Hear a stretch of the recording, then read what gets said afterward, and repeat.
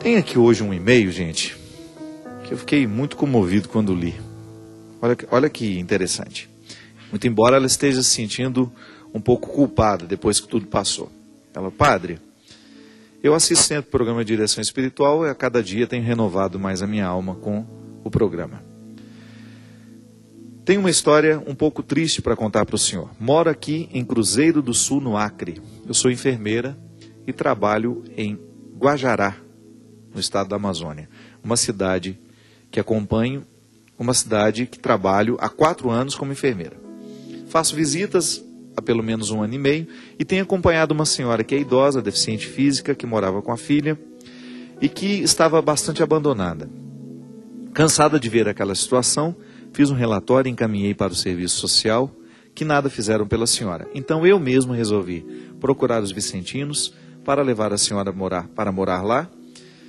E a filha me deu consentimento, a filha da senhora me deu consentimento. E eu a levei, pois a mesma estava bastante debilitada e fraca.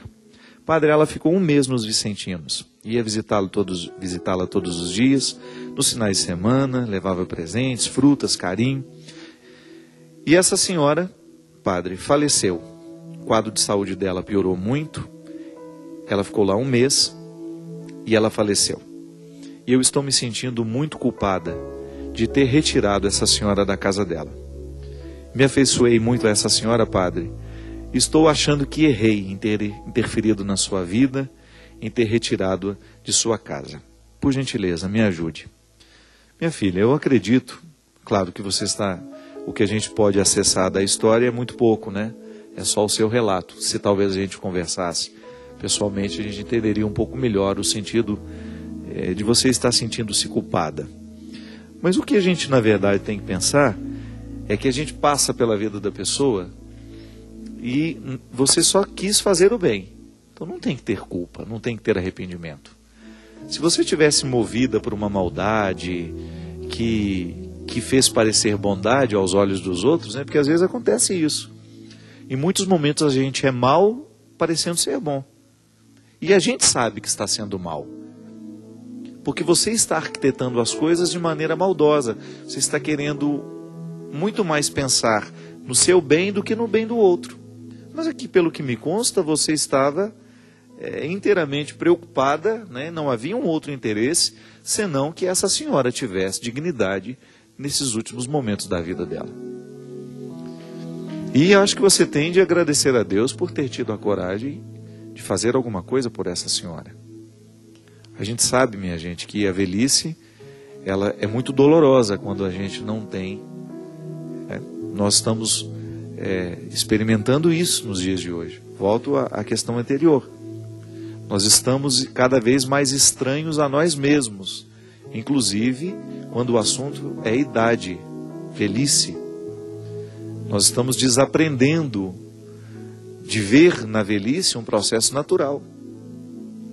A gente está desaprendendo até de morrer, né?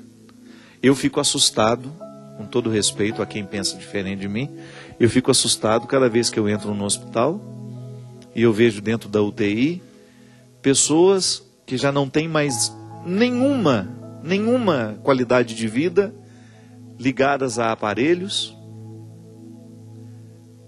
um sofrimento que, vou te dizer uma coisa, eu particularmente não entendo. Que a medicina se esforce para qualificar a nossa morte, né? Dar qualidade, para que a gente sofra menos, para que a gente não sinta dor, tudo bem.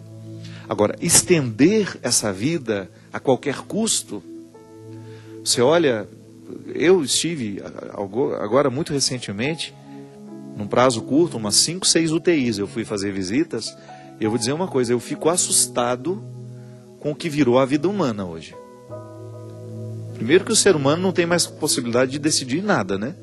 Ele já está inconsciente há muito tempo e as pessoas estão decidindo ali manter aquela estrutura funcionando a custo de quê?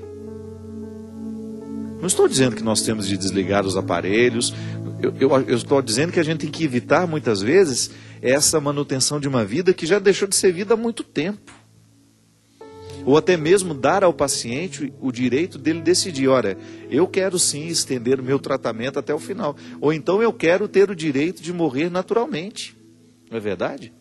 Eu quero ter o direito de morrer dentro da minha casa, com os meus familiares, tendo consciência do meu sofrimento, da minha luta. Isso não é suicídio, não.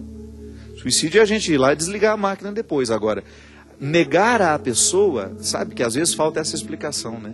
Ninguém vai nos dizer, olha, essa cirurgia não vai resolver nada, ela só vai retirar a sua qualidade de vida, a situação não tem cura. Falta alguém dizer a verdade para nós. Eu, particularmente, minha gente, acho que essa reflexão precisa ser feita em casa.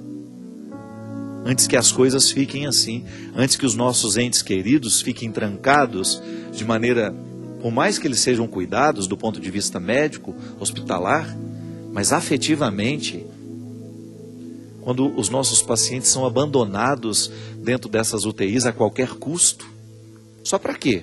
Para dizer que está vivo?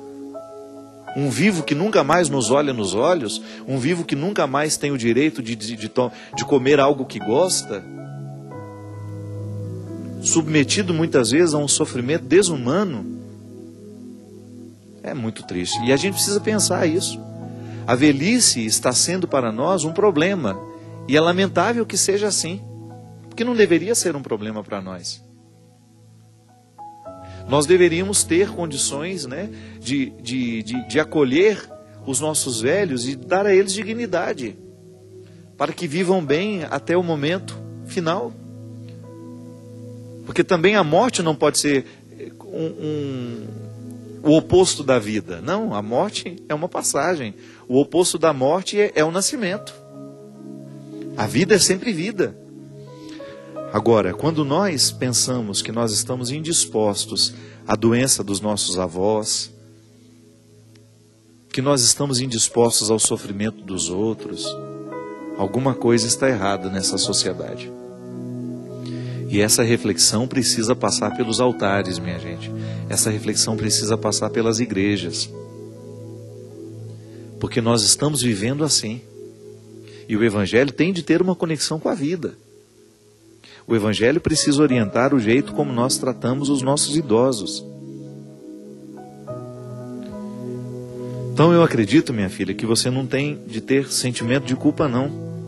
Você fez o que seu coração mandou naquela hora, e com o consentimento da filha. Se você levou para um lugar em que essa senhora pudesse ser melhor cuidada, melhor alimentada, ótimo. Ótimo. É isso mesmo que tem de ser. É assim que a gente tem de fazer, socorrer quem precisa do nosso socorro. Ah, mas eu não tenho nada com isso. A partir do momento que você viu o sofrimento do outro, você tem sim, pelo comprometimento cristão. Se eu passei ali naquele lugar e vi que há alguém que está sofrendo e eu posso fazer alguma coisa, eu estarei pecando se não fizer. Pode dizer, minha gente, eu não estou defendendo a eutanásia não, viu? Para voltar ao assunto anterior, para não ser mal interpretado. Porque o povo é muito cruel com a gente que faz programa de televisão e que fala toda hora. Eu estou dizendo que é muito cruel a manutenção de uma vida que não é vida mais. Estou dizendo que é cruel muitas vezes o paciente não ter o direito de saber o tratamento que ele vai viver. Que às vezes ele está lá na UTI, é porque ninguém nunca disse a ele que aquela cirurgia que ele iria fazer, ele talvez nunca mais retornasse dela. E ficaria inconsciente num processo totalmente desnecessário enfim, de uma falta de dignidade. É uma questão muito séria, que é dos dias de hoje, que nós não temos resposta para tudo, né? A tecnologia, ela nos impacta, ela causa um impacto muito grande na sociedade o tempo todo. Porque hoje você tem recursos para manter um ser humano, fazer um tratamento que antes você não tinha. Então o tempo todo, essa reflexão moral, ética, cristã, precisa acompanhar tudo isso. Eu acho que e antes de tudo isso, há um valor inegociável que é a vida.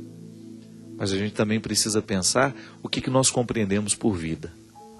O que é ser vivo, o que é estar vivo.